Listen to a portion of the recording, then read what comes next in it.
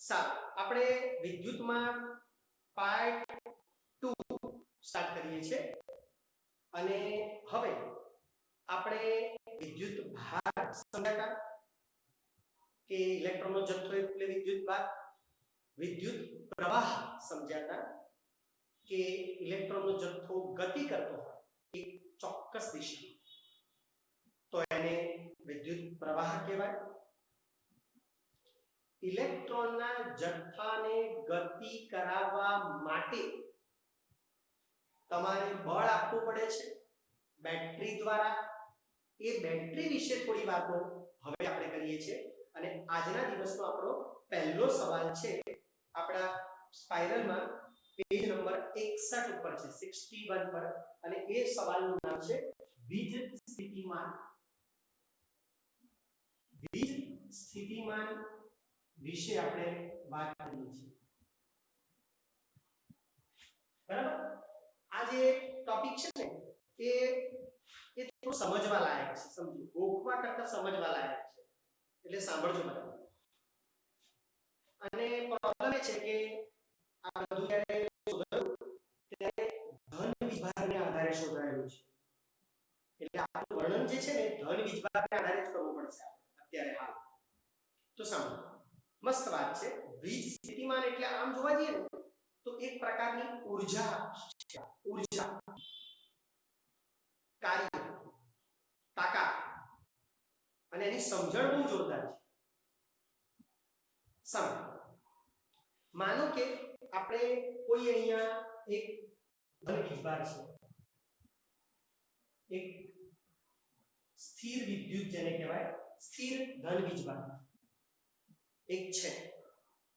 Obvious એની સૌથી વધારે તાકાત અહીંયા હશે અને પછી જેમ જેમ આગળ જાય એમ તાકાત ઘટતી જશે. દરેકનું પોતાનું એક એરિયા, ઉર્જાનો એક એરિયા. તો આ વિદ્યુતનું ક્ષેત્ર કે જ્યાં સુધી એની ઉર્જા ફેલાયેલી, તમે સમજો કે તમે પ્રાણી સંગ્રહાલયમાં જાઓ અને સિંહનું પાંજરું જોવા જાઓ તો સિંહના પાંજરાની જે જાળી છે ને એની અંદરની સાઈડ એ સિંહનો એરિયા કહેવાય. એની અંદર પગ મૂકવાની આપણે હિંમત કરીએ નહીં અને સિંહના પાંજરાની જાળી પૂરી થાય એની બહાર આપણને કોઈ ડર લાગતો નથી. આપણા માટે સિંહ ગણો કે કૂતરું ગણો બધું બરાબર છે. અમુક તો બહાર ઉભા હોય અને દાંતિયાય કરે, પાછું ચીડાવે ખરા, તારી તાકાતો તો આવી જાય મારી સામે એમ પોતાનો છે ને એક એરિયા ત્યાં સુધી એ ફેલાયેલું. બરાબર? એની અંદર તમારે જવું હોય તો તમારામાં તાકાત છે. એટલે કોઈ બી વિદ્યુત હોય એનું એક ક્ષેત્ર ત્યાં સુધી એનો ફેલાવો હોય એને એનું વિદ્યુત ક્ષેત્ર કહેવાય. ઓકે? તો આ એક ધન વીજભાર છે, કોઈ બી ગમે તેટલો ધન વીજભાર છે તો એની જેટલો મોટો હશે એનું ક્ષેત્ર મોટું હશે. તમે સમજો કે આપણા ઘરમાં જે વાયરિંગ થયેલું હોય ને વાયર એમાંથી કરંટ પસાર થાય, બરાબર? અને એ કરંટ એ તમે તમારા એરિયાની બહાર જોવો ને તો એફએલ ટાવર જેવા મોટા મોટા થાંભલા હોય છે એમાંથી આમ વાયરો જતા હોય છે, મોટા જાડા, એ વાયરમાંથી આવતો હોય છે. પણ એ વાયર છે ને એ વાયર એની આસપાસ એ વાયર હોય ને વાયર આમ જતો હોય એની આસપાસ 2 ફૂટ કે 4 ફૂટ સુધી બી તમે ના જઈ શકો. સમજો, 4 ફૂટ સુધી 2 ફૂટ સુધી ના જઈ શકો. તમે જેવા જાવ એવા સીધા ખેંચી જાવ. પણ આપણા ઘરમાં વાયર જે હોય આપણે બાજુમાં લબડ હોય તો પણ ડર ના લાગે કેમ કે એની એટલી તાકાત નથી. એટલે યાદ રાખજો, દરેક વિદ્યુત ભાર અથવા વિદ્યુત પોતાની એક તાકાત હોય, જે મોટો એમ તાકાત વધારે. આ એવો વિદ્યુત લીધો છે કે જેની તાકાત અહીં સુધી ફેલાયેલી છે. હવે આપણી પાસે અહીંયા એક એકમ વીજભાર છે, એક એકમ એક ધન વીજભાર છે. આપણે એક એકમ એટલે 1 કુલમ્બ કહીશું, એવું કહેવાય. આ ધન વીજભારને તમે અહીં સુધી લઈ જાઓ તો કોઈ તકલીફ નથી. અહીં સુધી, અહીંથી માંડીને અહીં સુધી એને કોઈ તકલીફ નથી. પણ હવે તમે જાણો છો કે અહીંથી અંદર જવું હોય તો સમાન ધ્રુવ વચ્ચે અપાકર્ષણ એટલે તમે અહીંથી માનો કે અહીં પહોંચવું છે અહીં તો અહીંથી અહીં લઈ જવા એને જોર લગાવવું પડે, જોર કરીને ખેંચવું પડે, અપાકર્ષણ વિરુદ્ધ તમારે કાર્ય કરવું પડે ત્યારે ત્યાં પહોંચે. એટલે કોઈ એકમ ધન વીજભારને અનંત અંતરે આપેલા વિદ્યુત ક્ષેત્રમાં, આ વિદ્યુત ક્ષેત્ર કહેવાય, આપેલા વિદ્યુત ક્ષેત્રમાં આપેલા બિંદુએ કોઈ બિંદુએ અહીંયા કોઈ બિંદુ લઈ જવા માટે કરવા પડતા કાર્યને તે બિંદુનું વિસ સ્થિતિમાન, આ બિંદુનું વિસ સ્થિતિમાન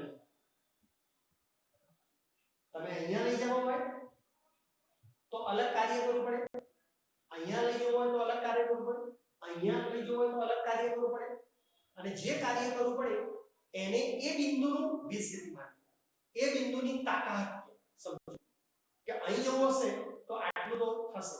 જેમ કે તમારે અમદાવાદથી બરોડા જવું તો તમને કહેવામાં આવે કે અમદાવાદથી બરોડા જવું હોય તો તમારે 100 રૂપિયા ટિકિટ થશે. પછી તમે એમ કહો ના મારે બરોડા નહીં મારે સુરત જવું છે તો તમને કહેવામાં આવે સુરત જવું હોય તો 300 રૂપિયા ટિકિટ થશે. પછી તમે એમ કહો ના મારે બોમ્બે જવું છે તો તમને કહેવામાં આવે કે બોમ્બે જવું હોય તો તમારે 600 રૂપિયા ટિકિટ થશે. એમ તમને અહીંયા એવું છે કે અનંત અંતરેથી ગમે ત્યાંથી એકમ ધન વીજભારને આપેલા બિંદુએ લઈ જવા માટે કરવા પડતા કાર્યને તે બિંદુનું વિસ સ્થિતિમાન કહે છે. કેમ? કારણ કે દરેક બિંદુએ એક સ્થિર વિદ્યુત છે. સ્થિર વિદ્યુત એટલે એનો પોતાનો વીજભાર દરેક બિંદુએ અહીંયા વધારે છે, અહીં એનથી ઓછો છે, અહીં એનથી ઓછો છે, અહીં એનથી ઓછો છે, પણ એ વીજભાર સ્થિર વિદ્યુત તમારે કાર્ય કરવું પડે કારણ કે આ ધન છે ને આ બી ધન છે. તો અપાકર્ષણ વિરુદ્ધ તમારે ધક્કો મારીને પહોંચાડવો પડે ત્યાં, અને ધક્કો મારવા માટે તમે જે તાકાત લગાવો છો એ તાકાતને વીજ સ્થિતિમાન કહેવાય. વીજ સ્થિતિમાન એટલે એનામાં રહેલી સ્થિર વિદ્યુત કહેવાય, વિદ્યુત ઊર્જા કહેવાય. તમને ખબર છે સ્થિતિ ઊર્જા શબ્દ આવતો, સ્થિતિ ઊર્જા અને ગતિ ઊર્જા. તમે જે કાર્ય કરો ને એ કાર્ય હંમેશા એ વસ્તુમાં જતું રહે. દાખલા તરીકે છોડનું કુંડું હોય, છોડનું કુંડું એ જમીન ઉપર નીચે પડ્યું હોય તો તમને બીક ના લાગે, પણ એ જ કુંડું કોઈ માણસ ઉચકી અને ચોથા માળે જાય, ચોથા માળે અને એની પાળી ઉપર મૂકે અને જો એ પાળી ઉપરથી ગબડી પડ્યું તો નીચે કોકની ઉપર પડે, માથા ઉપર પડે, પગ ઉપર પડે તો એને એ કુંડું ઉપર લઈ જવા જેટલી તાકાત કરી હોય એ બધી તાકાત એ કુંડામાં હોય, જેને સ્થિતિ ઊર્જા કહેવાય. અને એ ઊર્જાનો ગુંબો તમારા ઉપર લાગે.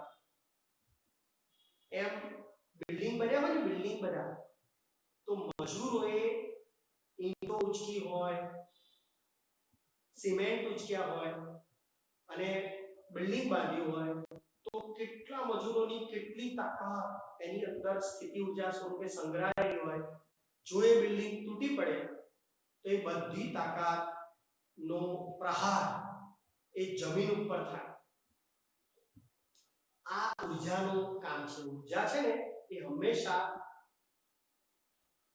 ક્યારેય નાશ ના પામે, ક્યારેય નવી ના, એક ઉર્જાનું બીજી ઉર્જામાં રૂપાંતર થયા જ કરે. તો આપણે જે ઉર્જા અહીંયાથી અહીં લઈ જવા માટે વાપરી એ આ વીજભારમાં ત્યાં આગળ સ્થિતિ ઉર્જા સ્વરૂપે સંગ્રહાય. એટલે તમે જો તો તમારી વ્યાખ્યા આવી થાય કે એકમ ધન વીજભાર નહીં, આપેલા વિદ્યુત ક્ષેત્રમાં આપેલા બિંદુએ લઈ જવા માટે સ્થિર વિદ્યુત વિરુદ્ધ કરવા કાર્યને તે બિંદુનું વિસ્થિતિમાન કહે છે. કારણ કે તમે જો એનામાં એક સ્થિર વિદ્યુત છે, પોતે ધન વીજભાર છે, એટલે ના આવે. તમે ઘણીવાર જોજો કે જેને અપૂર્ણતા એરિયા કહેવાય, કે ઘણીવાર તમે પિક્ચરમાં ડાયલોગ આવે, આમ લાઈન દોરે પેલો પિક્ચરનો હીરો, અને પછી એમ કે ગુંડાને કે આ લાઈનની અંદર આવી બતાય, પછી જો હું તારો કેવો હાલ કરું છું. એટલે આપણને એ વખતે એ લાઈનની અંદર જતા બીક લાગે. જો આપણે ડરપોક હોઈએ તો આપણને બીક લાગે કે એની અંદર એનું ઉર્જા ક્ષેત્ર શું. પછી તમે થોડી મજાકની વાત કરીએ તો જોજો કે તમે સ્કૂલ હોય ને, સ્કૂલ શાળા, એમાં પહેલા બીજા ધોરણના છોકરાઓને ઘરેથી મૂકવા જવા માટે બહુ તકલીફ થાય, ઘેરથી સ્કૂલે જવા માટે. હવે તો વાંધો નથી, હવે તો બધાને વાન બંધાઈ આપે છે, પણ અમે નાના હતા ને ત્યારે અમારે તો બધું આવું કોઈ ફેસિલિટી નહીં, ચાલતા ચાલતા જ જવાનું બધે જ્યાં જવું, બરાબર. એટલે પેલું પહેલા બીજા ધોરણનું છોકરું હોય ને, એને સ્કૂલનો ટાઈમ શરૂ થાય ને એટલે મોટા ભાગે તો પેટમાં દુખે, માથું દુખે, તાવ ચડે, એવું તો થાય જ. પછી તેની મમ્મી સમજી જાય એટલે પછી બધું માને નહીં એમ. પણ પછી એને સ્કૂલે જવાનો ટાઈમ 12 વાગ્યાનો હોય એટલે 11:30 ઘેરથી નીકળવાનું હોય એટલે છેક ઘરથી એની મમ્મી મૂકવા જાય એટલે ત્યાંથી થનગન શરૂ થઈ જાય. આમ તો ઘેરથી જ રોવાનું શરૂ થઈ ગયું હોય, અને પછી અહીંથી રોતો જાય, અને જેવું સ્કૂલનો જાંબો દેખાય ને, અહીંયા આવી ગયા તો જાંબો દેખાય ને એટલે પછી મોટે રોવા નહીં જાઓ એમ ચીઝાચીઝ કરે. અને પછી જો જાંબો શરૂ થાય પછી એનો ક્લાસરૂમ શરૂ થાય અહીંયા, ત્યારે હાઈએસ્ટ સ્પીડથી રોવે, એમ જેટલી તાકાત હોય એટલી સ્પીડથી રોવે. એમ જેમ જેમ તમે આ સ્થિર વિદ્યુત હતું, જેમ જેમ અહીંયા તો વિદ્યુત ક્ષેત્ર શરૂ થાય, ઘરની બહારથી શરૂ થાય, અને તમે જેમ શરૂ કરો ને એમ જેમ નજીક જાઓ વધારે ઉર્જા વપરાય. એવું અહીંયા છે. એટલે તમારે સમજો કે આપણે એવું કહીએ કે વીજ સ્થિતિમાન એટલે શું? વીજ સ્થિતિમાન એટલે શું? તો વીજ સ્થિતિમાન એટલે કરેલું કાર્ય અને કોની ઉપર? વિદ્યુત ભાર. કરેલું કાર્ય ભાગ્યા વિદ્યુત ભાર. હવે આપણે આને v વડે દર્શાવીએ ને, v વડે, અને કરેલું કાર્ય w કહીએ તો ઉપર w આવે, અને વીજભારને આપણે કુલમ કહીએ તો q આવે. તો આ તમારું સૂત્ર થયું. અને એના કારણે એકમ ગણીએ ને, એકમ તો જૂલ પ્રતિ કુલમ્બ થાય. જૂલ કાર્ય નહીં, અને કુલમ આનું. પણ મેં તમને કીધું એમ કે દરેક વૈજ્ઞાનિકને પોતાને અમર થવાની ઈચ્છા હોય, મારું નામ બધા સદીઓ સુધી દેવા જોઈએ. એટલે આ શોધ કરેલી એલેક્ઝાન્ડ્રો વોલ્ટા, એટલે એનો એકમ પોતાના નામે કર્યો, અને વોલ્ટ આ પણ કહેવાય અને આ બરાબર, બંને નહીં.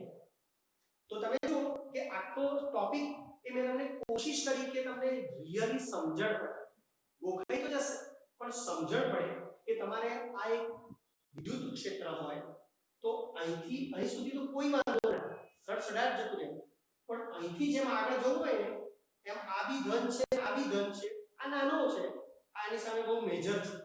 એટલે આને અહીંથી ધક્કો મારતા જે બિંદુએ લઈ જવું અહીંયા, તો અહીંથી અહીં જવા માટે જે કાર્ય કરવું પડે એની એ બિંદુનું વીજ સ્થિતિમાન, એટલે કે એ બિંદુની પોતાની સ્થિતિ ઊર્જા કહેવાય.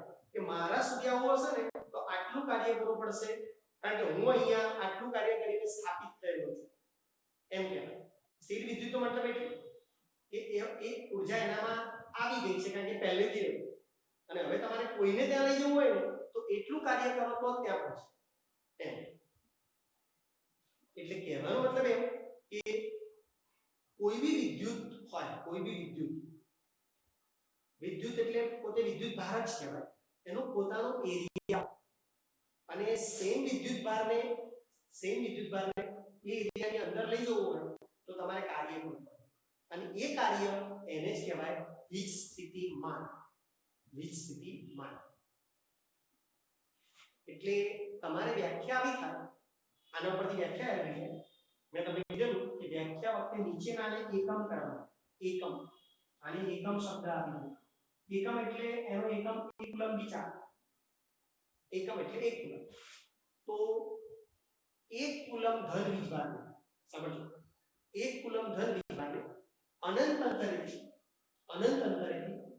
આપેલા વિદ્યુત ક્ષેત્રમાં આપેલા બિંદુએ સ્થિર વિદ્યુત વિરુદ્ધ, કારણ કે એનું સ્થિર વિદ્યુત છે ઓલરેડી પાસે છે, એની વિરુદ્ધ કરવા પડતા કાર્યનું તે બિંદુનું વીજ સ્થિતિમાન કહે છે.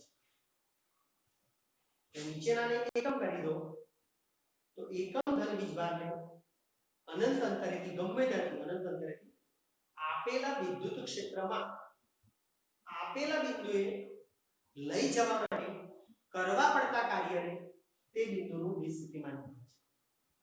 તે બિંદુનું વીજ સ્થિતિમાન કહે છે. એટલે વીજ સ્થિતિમાન બરાબર કરેલું કાર્ય અપોન વીજભાર. તો V બરાબર W અપોન Q, અને માટે એનો એકમ છે જૂલ પ્રતિ કુલમ, અને એને કહેવાય વોલ્ટ. વોલ્ટ. હવે કોઈકવાર તમને એવું કે 1 વોલ્ટની વ્યાખ્યા આપો. 1 વોલ્ટની, 1 વોલ્ટ એની વ્યાખ્યા. તો તમારે શું કરી દેવાનું? આ બધાયને એકડા કરી દેવાના. બધાયને એકડા. દાખલા તરીકે સામે 1 કુલમ વીજભારને, 1 કુલમ વીજભારને આપેલા વિદ્યુત ક્ષેત્રમાં આપેલા બિંદુએ લઈ જવા માટે કરવું પડતું કાર્ય 1 જૂલ હોય. બધું એકડું. 1 કુલમ વીજભારને આપેલા વિદ્યુત ક્ષેત્રમાં આપેલા બિંદુએ લઈ જવા માટે કરવું પડતું કાર્ય 1 જૂલ હોય, તો તે બિંદુનું વીજ સ્થિતિમાન 1 વોલ્ટ છે તેમ કહેવાય. 1 વોલ્ટ છે તેમ કહેવાય. એટલે એકમની વ્યાખ્યા આપો ને ત્યારે બધાને એકમ એકડા કરી નાખો, અને ઓરિજિનલ વસ્તુની વ્યાખ્યા આપો ને ત્યારે નીચેનાને જ એકડો કરવા. નીચેનાને જ એકડો કે 1 કુલમ ધન વીજભાર આપેલા વિદ્યુત ક્ષેત્રમાં આપેલા બિંદુ સુધી લઈ જવા માટે કરવા પડતા કાર્યને તે બિંદુનું વીજ સ્થિતિમાન કહેવાય. તો ઓરિજિનલ વ્યાખ્યા. અને એના એકમની વ્યાખ્યા હોય તો સૂત્રમાં આવતો બધું એકડા કરીને તો એના એકમની વ્યાખ્યા. તો આ છે વીજ સ્થિતિમાન. અને આપણે એક્ચ્યુઅલી કરવું શું પડે છે પ્રયોગમાં કે વીજભારને વાહક તારમાં એક છેડેથી બીજા છેડે લઈ જવો પડે છે. એક છેડેથી બીજા છેડે. યાદ કરો મેં તમને શું કહ્યું હતું? એના માટેનું સાધન છે બેટરી. બેટરી શું કરે? એક છેડેથી ધક્કો મારે, એક છેડેથી ખેંચે, એના માટે એને કાર્ય કરવું પડે. અને એ કાર્ય એ જ વિદ્યુત સ્થિતિમાનનો તફાવત કહેવાય. વિદ્યુત સ્થિતિમાનનો તફાવત. જો સમજો તો આપણે અહીંયા હવે વિદ્યુત સ્થિતિમાનનો તફાવત ટોપિક લઈએ. વિદ્યુત સ્થિતિમાનનો તફાવત.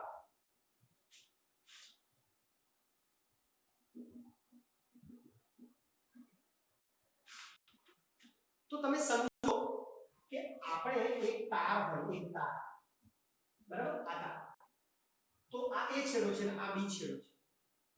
તો આપણે વીજભારને અહીંથી માંડીને અહીં પહોંચાડવો. વીજભારને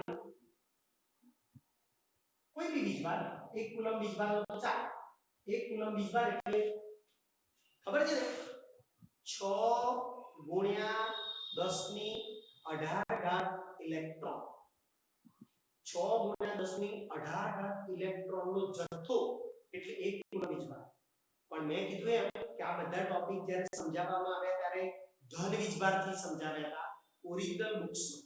એટલે અત્યારે આપણે ઇલેક્ટ્રોન કરતા પ્રોટોન સમજવું. 1 કુલમ ધન વીજભાર એવું સમજવું.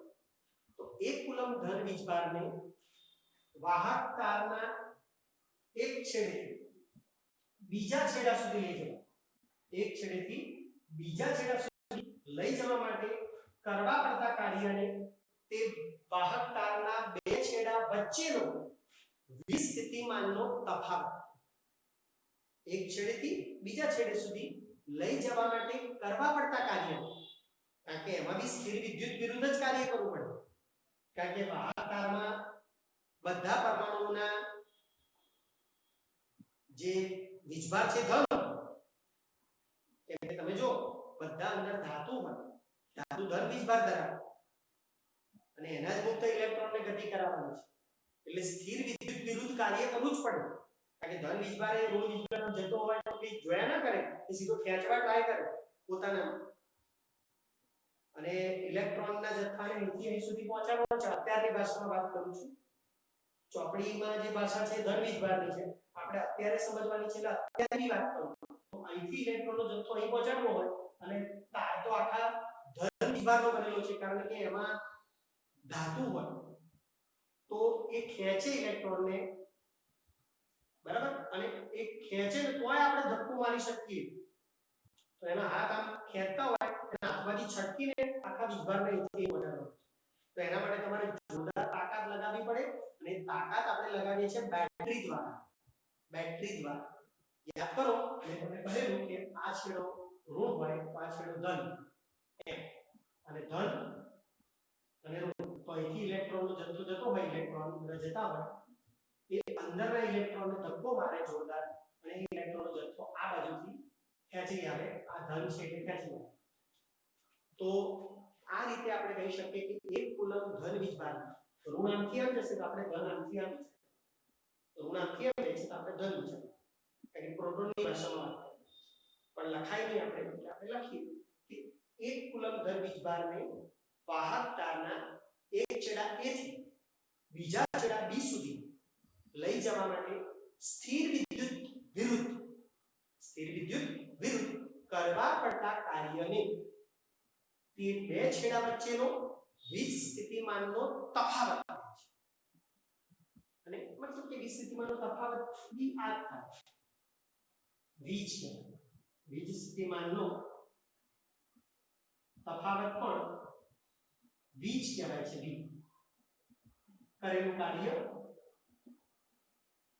અને વીજભાર, એટલે વીજ સ્થિતિમાનના તફાવતને આપણે જો આ છેડે વીજ સ્થિતિમાન VA કહીએ અને આ છેડે વીજ સ્થિતિમાન VB કહીએ, કારણ કે બંને છેડા વિદ્યુત ક્ષેત્રના છે, એટલે આની બી પોતાની કોઈ તાકાત હોય અને આની બી પોતાની કોઈ તાકાત હોય, પણ અહીંથી અહીં જવા માટે જે તાકાતનો તફાવત હોય, બરાબર, તમે સમજો આ વિદ્યુત ક્ષેત્રમાં આવેલા બિંદુઓ છે, એટલે આ બંને આ ક્ષેત્રના બિંદુઓ જ કહેવાય, આના બિંદુઓ જ કહેવાય, બંને વિદ્યુત ક્ષેત્ર બિંદુઓ જ કહેવાય, બરાબર. તો અહીં તાકાત ઓછી હોય, અહીં વધુ હોય, તો અહીંથી જવા માટે તમારે જે ઉમેરવાની તાકાત છે ને એને કહેવાય VB - VA. આ તાકાતમાંથી આ તાકાત બાદ કરો A અને W/Q, તો વીજ સ્થિતિમાનનો તફાવત VB - VA કહેવાય, કારણ કે અહીંની તાકાત વધારે હોય, અહીંની ઓછી હોય, તો એનો ડિફરન્સ છે એ કાર્ય કરીને પૂરો કરવો પડે, કાર્ય કરીને, એટલે વીજ સ્થિતિમાનનો તફાવત ને V પણ બોલાય અને એનો અર્થ થાય VB - VA, બંનેનો ડિફરન્સ, કરેલું કાર્ય અપર વીજભાર પાણી જેમ છે, મતલબ કે આનો એકમ પણ આ, આનો એકમ વીજ સ્થિતિમાનના તફાવતનો એકમ પણ આ અથવા આ, તો સાહેબ આ ભાષામાં વોલ્ટની વ્યાખ્યા લખવી તો કેવી રીતે લખાય, વોલ્ટની વ્યાખ્યા તો સાંભળો, એક એકમ ધન વીજભાર અથવા 1 કુલમ ધન વીજભારને વાહક તારના એક છેડે બીજા છેડે લઈ જવા માટે કરવું પડતું કાર્ય 1 જૂલ હોય, 1 કુલમ વીજભારને, 1 કુલમ ધન વીજભારને વાહક તારના એક છેડેથી બીજા છેડા સુધી લઈ જવા માટે કરવું પડતું કાર્ય 1 જૂલ હોય, તો વાહક તારના બે છેડા વચ્ચેનો વીજ સ્થિતિમાનનો તફાવત 1 વોલ્ટ છે, વાહક તારના બે છેડા વચ્ચેનો વીજ સ્થિતિમાનનો તફાવત 1 વોલ્ટ છે, ત્યાં તમારી વ્યાખ્યા આવી છે, અહીંથી અહીં પહોંચવા માટે કરવું પડતું કાર્ય 1 જૂલ, તો આ બે છેડા વચ્ચેનો વીજ સ્થિતિમાનનો તફાવત 1 વોલ્ટ છે. હવે તમને એમ થાય કે સાહેબ અમને બોર્ડમાં 1 વોલ્ટની વ્યાખ્યા પૂછે તો અમારે કઈ લખવાની? આ લખવાની કે આ લખવાની? ગમે તે લખો સાચી જ પડશે. તો વીજ સ્થિતિમાન અને વીજ સ્થિતિમાનનો તફાવત બંને ટોપિક આમ એક સરખા જ કહેવાય, સમજો. પણ વીજ સ્થિતિમાન કશા કામમાં નહીં આવે? વીજ સ્થિતિમાનનો તફાવત જ કામમાં આવશે, કેમ કે આપણે હંમેશા ગતિ કરવાની છે, એક છેડેથી બીજા છેડે આખા ચેપ્ટરમાં જવાનું છે. એટલે વીજ સ્થિતિમાનનો તફાવત જ સારો ટોપિક કહેવાય. પણ સમજવા માટે બંને મેં સમજાવી દીધા છે. તમે આપણા સ્પાઇરલમાં બંને પ્રશ્નોને વાંચશો તો મારી વાત બરાબર સમજાશે. પણ ચોપડીની ભાષા એ પણ હું તમને બોલીને સમજાવું છું, અને સમજવાની ભાષા એ આપણે વિડીયોમાં સરસ રીતે સમજી રહ્યા છીએ, જેથી તમે વાતને સમજી શકો. હવે પ્રશ્ન તો એ આવે કે સાહેબ ચલો અત્યાર સુધી આટલું સમજ્યા કે આપણે ચેપ્ટરમાં ભલે આપણે ધન વીજભાર કહીએ, પણ આપણે ઋણ વીજભારને એક જગ્યાએથી બીજી જગ્યાએ કાયમ લઈ જવાનું. હા, હવે તમને એમ થાય કે સાહેબ આપણે આ વીજભારને એક જગ્યાએથી બીજી જગ્યાએ લઈ શા માટે જવું? ભલે ને શાંતિથી પડ્યો રહેતો, શું જરૂર છે લઈ જવાની? તો સાંભળો, એકચ્યુઅલી આપણે અહીંથી અહીં વીજભાર જાય તો આ બે છેડા વચ્ચે તમે લાઈટ લગાવો તો લાઈટ ચાલુ થાય, પંખો લગાવો પંખો ચાલુ થાય,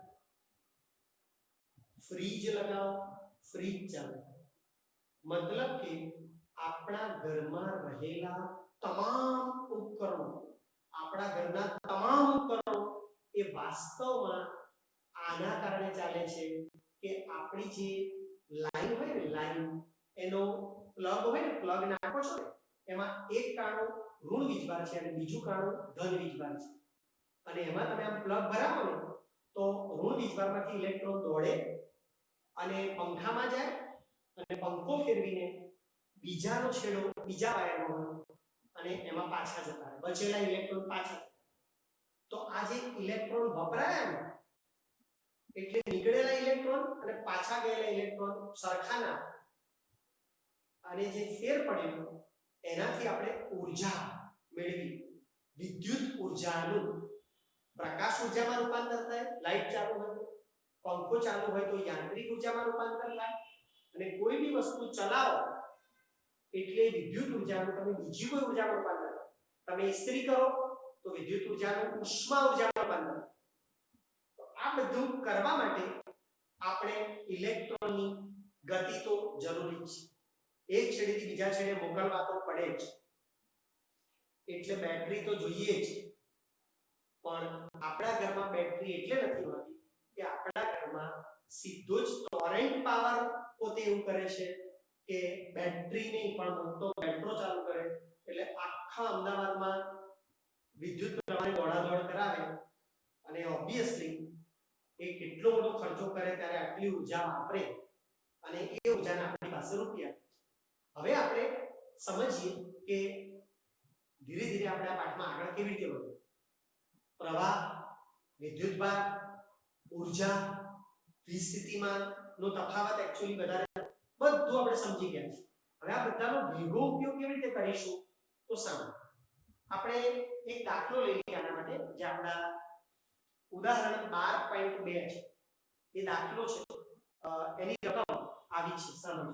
આ સૂત્રનો દાખલો છે, આ સૂત્ર ઉદાહરણ 12.2 આપણી સ્પાઇરલમાં આ દાખલો લઈએ. પછી આપણે એક સરસ મજાનો પ્રશ્ન લઈએ જેના દ્વારા મોટા પ્રશ્નોની શરૂઆત થઈ જશે. મોટા પ્રશ્નોની શરૂઆત આજે થઈ જશે.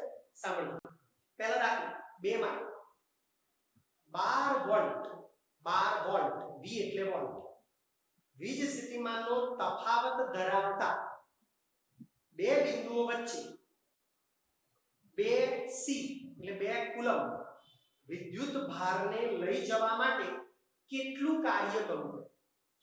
તો તમે જુઓ કે આપણે જે ઉદાહરણ 12.2 છે એમાં વીજ સ્થિતિમાનનો તફાવત એને V કહીએ તો 12 વોલ્ટ છે, 12 વોલ્ટ, અને વીજભાર એ 2 કુલમ છે કુલમ ના લખવો હોય તો C લખાય 2 કુલમ છે તો વાહક તારમાં એક છેડેથી અહીંથી બીજા છેડે લઈ જવા માટે કેટલું કાર્ય કરવું પડે W કેટલું તો તમને ખબર છે સૂત્ર છે B = W/Q તો W શોધવાનું છે B કેટલો છે 12 W/2 12 વીજ W કાર્ય શોધવાનું છે Q 2 છે અને ગણિત શું કહે છે કે ચોકડી ગુણાકાર કરો અથવા તો પછી શોધવાની વસ્તુ આ બાજુ જુઓ અને આ સામે જુઓ આ બાજુ તો ચોકડી ગુણાકાર કરો તો 12 * 2 = 24 તો કાર્ય 24 જૂલ કરવું 24 જૂલ કાર્ય કરવું બરાબર છે તો તમે સમજો કે આપણે અહીંથી અહીં પહોંચાડવા માટે 24 જૂલ કાર્ય કરે એવી બેટરી લગાવીએ તો જ અહીંથી અહીં પહોંચે એટલે દરેક જગ્યાએ કાર્ય અલગ અલગ હોય તો દરેક જગ્યાએ બેટરી બી અલગ અલગ અને એટલા માટે આપણા ઘરમાં બેટરી નથી હોતી આપણા ઘરમાં મોટો એસી કરંટ હોય 240 વોલ્ટ જેમાં જેટલી જોઈએ એટલી વાપરો એ બધું આપણે પછી સમજીશું અત્યારે આપણે જોઈએ કે આ જે વિદ્યુત પ્રવાહ વહે છે વાહકમાંથી વહેતો પ્રવાહ એ કેમ વહે છે કેમ કે જે બી વાહક હોય એના બે છેડા વચ્ચે 20 સ્થિતિમાનનો તફાવત હોય છે માટે હવે એ 20 સ્થિતિમાનનો તફાવત જે છે બરાબર એ આપણે બદલ્યા કરીએ તો શું પ્રવાહ બદલાય એવું આપણે ચેક કરવું છે બરાબર તો એને કહેવાય છે ઓહમનો નિયમ જે આપણા મોટા પ્રશ્નોમાંનો પહેલો પ્રશ્ન 3 માર્કમાં સરસ પ્રશ્ન છે ઓહમનો નિયમ સમજો તો આ જે વૈજ્ઞાનિક છે ને ઓહમ અત્યારે આપણા ઇન્ડિયામાં પણ નામ હોય છે ઓહમ પણ આ નામ છે એ વખતના વૈજ્ઞાનિકનું છે એણે આ શોધી કાઢ્યું એણે શું કર્યું કે એક પરિપથ આખો બનાવ્યો સરસ વાત છે બહુ જ એક્ટિવ રહેજો બહુ જ એક્ટિવ લાસ્ટ પ્રશ્ન છે પણ બહુ જ સરસ પ્રશ્ન છે એકદમ એક્ટિવ રહેજો જો તમે સમજો કે આપણે જે પંખો છે લાઈટ છે એસી છે ફ્રીજ છે ત્યાં વિદ્યુત ઉર્જા પહોંચાડવા માટે આપણે વાયર લગાવવા છે વાયર એ જે વાયર છે ને એ તો સુવાહક હોય સમજો વાયરમાં ઇલેક્ટ્રોનને દોડવા માટે બહુ જ નોમિનલ ઉર્જા વપરાય બહુ જ નોમિનલ ગણાય બી નહીં એટલી ઉર્જા વપરાય બરાબર પણ જે ઉર્જા વપરાય છે ને એ આ પંખા કે આ લાઈટ કે એસી કે ફ્રીજ એની અંદર જવા માટે અને પછી ત્યાંથી બીજે છેડેથી બહાર આવવા માટે કારણ કે એ વસ્તુ એ તાંબા જેવી ચાંદી જેવી એકદમ સરળતાથી ઇલેક્ટ્રોન દોડે એવી ના હોય પણ એમાં જબરજસ્ત અવરોધ અને એ અવરોધ એ શું છે એ સમજવાનો જ આ પ્રશ્ન છે તો સાંભળો આપણે એક અવરોધક તાર લેવાનો અવરોધક તાર એટલે સમજો કે આ તાર ના ચાલે હો આ જે વાયરો હોય છે ને તમારા ઘરમાં જો વાયર બધા હોય છે એ તાર ના ચાલે લાલ અને કાળા હોય છે એ ના ચાલે એ અવરોધક તાર ના કહેવાય પણ ઇલેક્ટ્રિક સગડી હોય ઇલેક્ટ્રિક સગડી આપણા ઘરમાં કે ઇસ્ત્રી હોય ને એની અંદરથી જે તાર આવે ને એ તાર કે પછી બલ્બ હોય ને બલ્બ એલઈડી બલ્બ નહીં પેલા પીળા કલરના બલ્બ એમાંથી બલ્બનો કાચ તોડીને અંદરથી જે તાર આવે ને એ બધા અવરોધક તાર એટલે કે એમાંથી ઇલેક્ટ્રોનને એક છેડેથી બીજા છેડે જવું હોય ને તો જબરજસ્ત ઘસારો થાય ઇલેક્ટ્રોનને એવો ખેંચે ને લોકો કે તમારે એટલો બધો ધક્કો મારવો પડે ને કે ત્યારે પેલા છેડે પહોંચે તો એ ધક્કો એ ઊર્જા એનું પછી પ્રકાશમાં રૂપાંતર થાય ને એટલે અંદરથી જોરદાર પ્રકાશ મળે. આવી બધી વાતો એ પછી આપણે કરીશું. અત્યારે મારે તમને સીધો ઓહમનો નિયમ સમજાવવાનો છે. હવે ઓહમ શું કહે છે ખબર છે કે તમે કોઈ પણ વાહકમાંથી વહેતો પ્રવાહ, વાહક એટલે અવરોધક તો ખરો પણ અંદરથી એક છેડેથી બીજા છેડે પ્રવાહ જઈ શકે એને વાહક તો કહેવાય. આસાનીથી ના જઈ શકે, સુવાહક નહીં, કોઈ જાતના અવરોધ વગર સડસડાટ પહોંચી જાય એવું નહીં, પહોંચે ખરો એને સુવાહક. અવાહકમાં તો બિલકુલ પ્રવાહ જ ના જાય. પ્લાસ્ટિકનો તાર લો તો પ્રવાહ જ ના જાય. એટલે તો આપણે પ્લાસ્ટિક આરામથી અંદર પેલા પ્લગના કાણામાં નાખી શકીએ છીએ કારણ કે આપણને કઈ ડર નથી કે પ્લાસ્ટિકમાં પ્રવાહ ત્યાંથી અહીં આવવાનો નથી એમ. એટલે અવાહક નહીં પણ કોઈ બી સુવાહક તાર તમે સાંભળજો. આપણે આ તાર લઈએ છીએ અવરોધક તાર. હો, આ અવરોધક તાર આવી રીતના દર્શાવો એને અવરોધક તાર કહેવાય. એના બે છેડા છે, એક છેડો x છે, બીજો છેડો y છે. અહીંથી તમે અલગ અલગ બેટરી લગાવો છો. બેટરી બરાબર, આમ એક બેટરી, બીજો પેલી સેલ આવે છે, સેલ 1.5 વોલ્ટનો આવે, જાડા સેલ આવે એને 1.5 વોલ્ટનો સેલ. અને તમે ઘડિયાળમાં નાખો છો ને એ નાના સેલ આવે છે. આપણે એવા સમજી લો ચાલશે, તમે ઘડિયાળના સેલ જોયા છે. એક સેલ 1.5 વોલ્ટનો એક સેલ. 1 2 3 અને 4 આવા 4 સેલ છે બરાબર. અને પછી તમે અહીંથી અહીંયા એક સ્વિચ રાખો, આને સ્વિચ કહેવાય. અને આમાં કેટલો પ્રવાહ વહે છે એ પ્રવાહ માપવો હોય ને તો એનું સાધન છે એમીટર. પરિપથમાંથી કેટલો પ્રવાહ વહે છે એ માપવાનું સાધન છે એમીટર. એમીટર એબી બનાવ્યું તો એમ્પિયર બનાવ્યું. પ્રવાહ વિદ્યુત પ્રવાહનો શોધક હતો એમ્પિયર, એણે બતાવ્યું.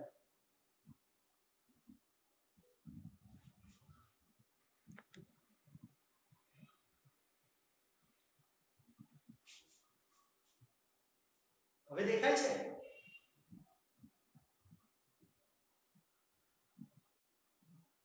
ઓકે.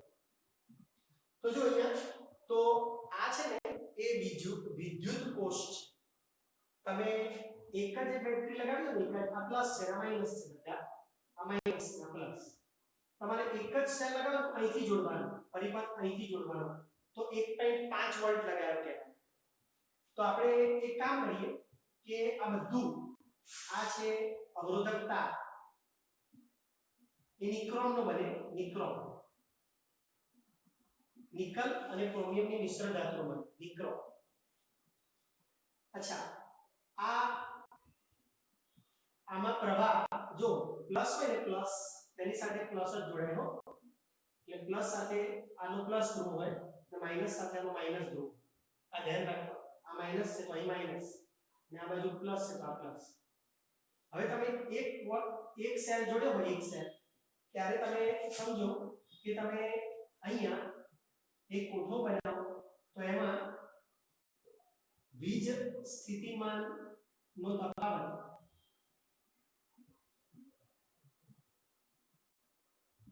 જેને V કહેવાય એ 1.5 વોલ્ટ આપો કહેવાય. એક સેલ જોડો, દરેક સેલ 1.5 વોલ્ટનો છે. દરેક સેલ 1.5 વોલ્ટનો છે. પછી તમે બે સેલ જોડેલા અહીંથી જોડો, કનેક્શન અહીંથી આપો તો બે સેલ જોડે તો 3 વોલ્ટ જોડે. પછી તમે 3 સેલ જોડો, અહીંથી કનેક્શન આપો તો 4.5 વોલ્ટ જોડે. અને આ કનેક્શન આપો તો 4 જણા જોડાય એટલે 6 વોલ્ટ જોડે. બરાબર? આ અવલોકનોના ક્રમ છે 1 2 3 અને 4.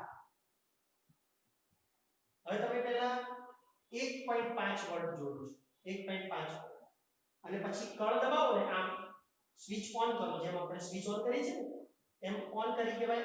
અમે પ્રયોગ કરીએ ને ત્યારે અમારી કી એવી આવે કે આવી રીતના હોય ને ખાડો હોય, એમાં ડટ્ટો ભરાઈ દઈએ તો પ્રવાહ ચાલુ, ડટ્ટો ખેંચી લો તો પ્રવાહ બંધ. એટલે આપણે આ ડટ્ટો ભરાયો એટલે પ્રવાહ ચાલુ થઈ ગયો. તમે જાણો છો કે અહીંથી ઇલેક્ટ્રોન દોડશે સડસડાટ આવી જશે, પણ અહીંથી અહીં પહોંચવા માટે એને જોર કરવું પડશે. એ જોર એટલે 1.5 વોલ્ટનો જોર. કાર્ય અહીંથી અહીં પહોંચવા, અહીંથી અહીં સડસડાટ થશે, કારણ કે આ બધું શું બહાર છે. તો તમારે અહીંથી અહીં કેટલું જોર કરવું પડે એ માપવું હોય ને, તો અહીંયા આમ વોલ્ટમીટર લગાવવાનું. વોલ્ટ AB પ્લસ જોડે પ્લસ અને માઈનસ જોડે માઈનસ, આને વોલ્ટમીટર કહેવાય. વોલ્ટમીટર એ તો 1.5 બતાવવાનું છે, આ તો 1.5 બતાવશે. એ મીટર તમને પ્રવાહ બતાવશે કે કેટલો પ્રવાહ વહે છે. એટલે વિદ્યુત પ્રવાહ જેને I કહેવાય એ અહીંયા બતાવશે 0.1. માનો કે 0.1 બતાવે. તો પહેલું કામ આપણે શું કર્યું કે ન્યુટ્રોનનો તાર, એ મીટર, વોલ્ટમીટર અને વીજ કોષ તથા સાદી કપ એ બધાને જોડીને એક પરિપથ બનાવવામાં આવે છે. આ બધા વાયરો છે, અહીંથી બધા વાયર નાખ્યા, બરાબર. વાયર ટુકડાઓ અમારે શું કરવાનું હોય કે આ ટુકડો હોય ને આ એક આવો હોય, આવો એક પ્લેટની અંદર આમ ભરાયો હોય અને અહીંયા એક કાણો હોય, અહીંયા એક કાણો હોય, એની પર સ્ક્રૂ મારવાનું.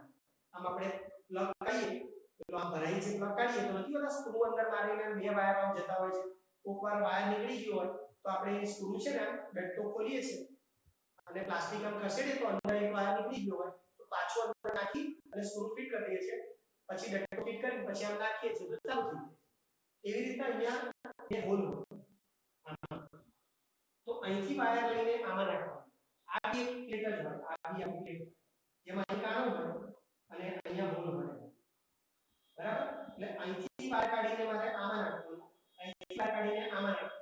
આ બધા સાધનો આ ડબ્બા જેવા એની ઉપર આવી રીતના જેમ સ્પીડોમીટર હોય છે, તમે વાહન ચલાવો, વાહન તો કાંટો નથી એમ આગળ વધતો, એમ કાંટો હોય અહીંયા અને 0.1 લખ્યા હોય, આમ અહીં 0.2 લખ્યા હોય, 0.3. તો કાંટો અહીંયા પહેલા અહીંયા રહેશે, આનો કાંટો અહીં રહેશે પહેલી વાર. એક કોષ જોડ્યો હશે ને ત્યારે, અને એક કોષ જોડો એટલે 1.5 વોલ્ટ જોડ્યો એમ કહેવાય. તો અહીંયા બી 1.5 વોલ્ટ બતાવશે. આ બી આવું જ હોય. એટલે આમાં 1.5 બતાવે છે ત્યારે આમાં 0.1 બતાવે છે. તો તમે આ બંનેનો ભાગાકાર કરો, આ બંનેનો ભાગાકાર આમ તો 15 આવશે. 15, બરાબર. હવે સમજો, ખાસ સમજો કે હવે તમે બે સેલ લગાવો, બે એટલે વાયર અહીંથી લગાવો, આમ બે લાઈનમાં આ જતું રહ્યું, પછી આ જતું રહ્યું. હવે પ્રવાહ આમ જાય એટલે 3 વોલ્ટ બતાવે.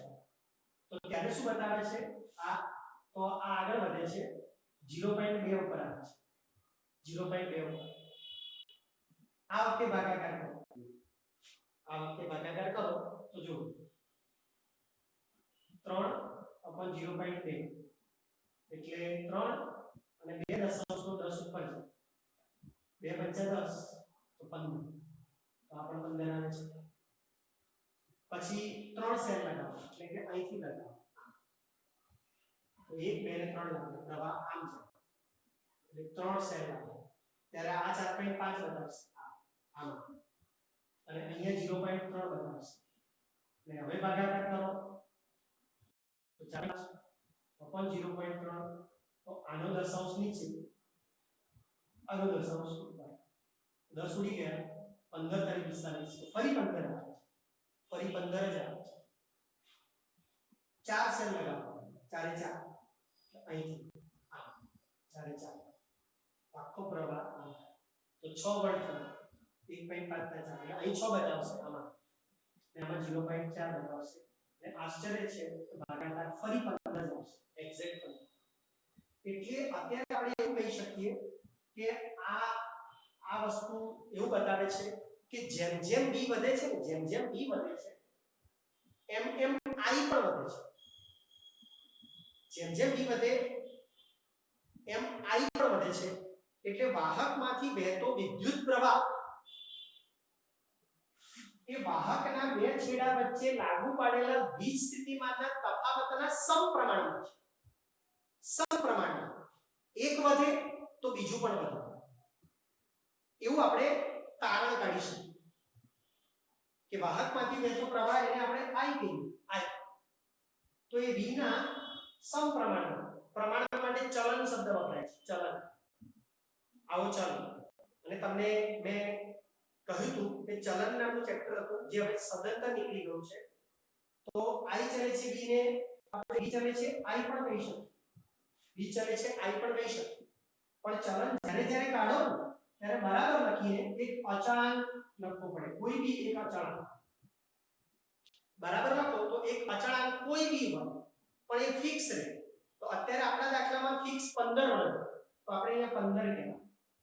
15 કે v બરાબર 15 I છે. 15 I તમે જો દાખલા તરીકે આ I છે 0.1 તો 15 ગુણ્યા 0.1 કરો તો શું આવ્યું 1.5. તો જો એ v છે એટલે કે આને તમે આના વડે ગુણો તો આ આવે છે. તો v બરાબર 15 ગુણ્યા I તો જે 15 છે ને એને આપણે નામ r આપીએ.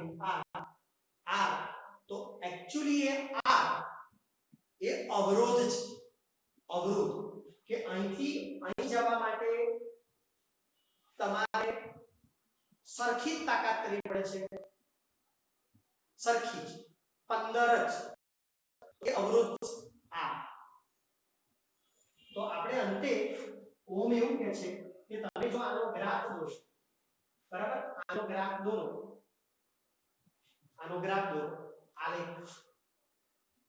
આલેખ કયો v વિરુદ્ધ I નો આલેખ v વિરુદ્ધ I તો તમારે v વિરુદ્ધ I એટલે y અક્ષ પર v લેવાનો અને x અક્ષ પર I લેવાનો. આલેખ હંમેશા y વિરુદ્ધ x અક્ષ નો તો v અહીંયા I અહીંયા તો તમે 1 સેન્ટીમીટર આ v લખો 1.5 3 4.5 અને 6 અને I 1 સેન્ટીમીટરે આ લખો 0.1 0.2 0.3 0.4 અને હવે આ બધા બિંદુઓ મૂકો 1.5 થી 0.1 એટલે અહીં 1.5 થી 0.1 અહીં પછી 3 0.2 તો એક્ઝેક્ટ અહીં પછી 0.3 ને 4.5 એક્ઝેક્ટ અહીં અને 4.5 6 એટલે એક્ઝેક્ટ અહીં. તો તમે જો કે આ આલેખ એક સુરેખા બને છે. એક સ્ટ્રેટ લાઈન સુરેખા બને છે. v વિરુદ્ધ I નો આલેખ સુરેખ બને છે. જો તારણો આપણા કહીએ પ્રયોગના તો પહેલું તારણ v વિરુદ્ધ I નો આલેખ સુરેખ બને છે. સુરેખ બિલકુલ સુરેખ. બીજું તે ઉગમ બિંદુમાંથી પસાર થાય છે. આ આલેખ ઉગમ બિંદુમાંથી પસાર થાય છે અહીં એટલે કે જ્યારે તમે વોલ્ટેજ 0 રાખો ને તો પ્રવાહ બી 0 જ હોય. એટલા માટે સ્વિચ બંધ હોય છે ને ત્યારે લાઈટ ચાલુ નથી રહેતી, પંખો ચાલુ નથી રહેતો કારણ કે તમે V0 કરી દો એટલે પ્રવાહ પણ 0. એટલે આલેખ ઉગમ બિંદુમાંથી પસાર થાય છે જીવી વસ્તુ નથી પણ એમ કહે છે કે V0 ત્યારે I પણ 0 થાય. અને ત્રીજું મહત્વની વસ્તુ એ છે કે આ v અને I નો ગુણોત્તર એક અચળ સંખ્યા છે. v અને I નો ભાગાકાર એક અચળ સંખ્યા છે. એ દરેક પ્રયોગ તમે કરો ને ત્યારે જુદો જુદો. અત્યારે આને જવાબ 15 આવ્યો પણ તમે આ તાર બદલી નાખો ને આપણે જે તાર બદલી નાખો ને બીજો કોઈ તાર લો 0.5 મીટર ના બદલે 1 મીટર નો તાર લો તો એ જવાબ બદલાઈ જાય. તો એ જવાબ કેમ બદલાય છે? રહે છે સરખો પણ આમાં 15 આવે તો એ તારામાં કદાચ બીજો કોઈ આવે તો એ જવાબ 15 એ કોઈ કે જોરદાર વસ્તુ તો છે. એ કઈ જોરદાર વસ્તુ છે એ આપણે મોટા થઈએ બુદ્ધિ વધે એટલે સમજીશું નેક્સ્ટ લેક્ચરમાં. બરાબર છે?